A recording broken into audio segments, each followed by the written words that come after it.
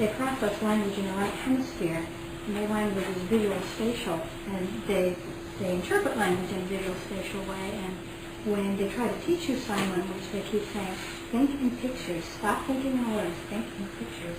Have you ever had any contact with deaf people or deaf community?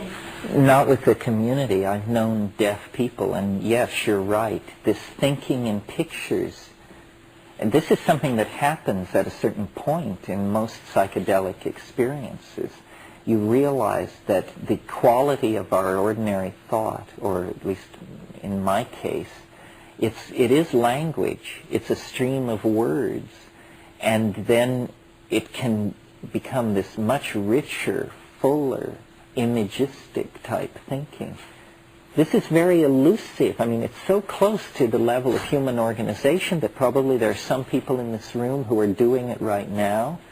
There are art movements like the Pre-Raphaelites or the Romantics that put great stress on this kind of thing, even had exercises to elicit this kind of thinking.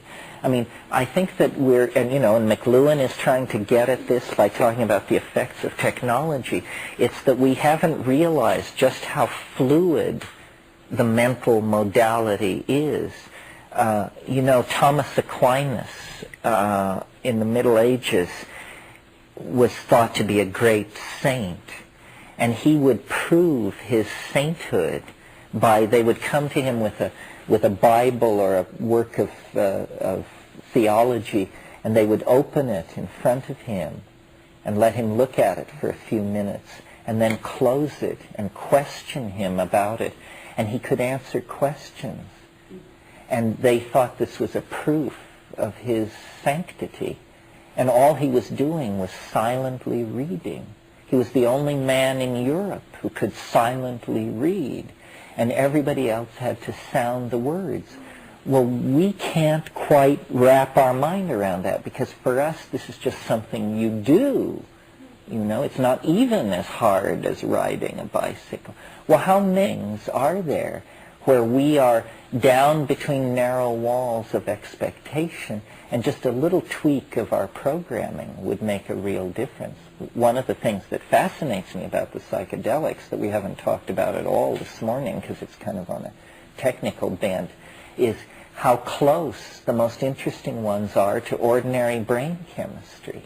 It isn't that the strangest, weirdest drugs give the strangest, weirdest experiences.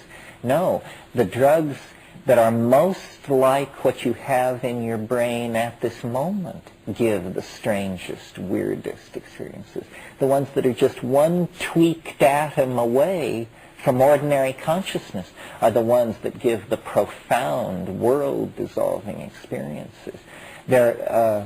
So this suggests to me that what we deal with when we deal with psychedelics is future chemical states of mind, future ratios of neurotransmitters in the human brain. Is it that the 5-HT2 and A receptors for serotonin are slowly, over time, centuries, being swapped out for a receptor that will accept a more energetic molecule like DMT? We know that DMT occurs in ordinary human metabolism, but we don't know why. Is it increasing over time? We don't know, because we've only been measuring it 20 or 30 years. I mean, the place where evolution is going to be visible is in consciousness, because this is where the chemistry is most delicately poised to augment or suppress function. So, we're very well set up to observe evolution and shift in conscious modalities, and this is no neutral, cooled out scientific endeavor. The rate at which we can do this probably determines the rate at which we can save ourselves and the planet from ruin.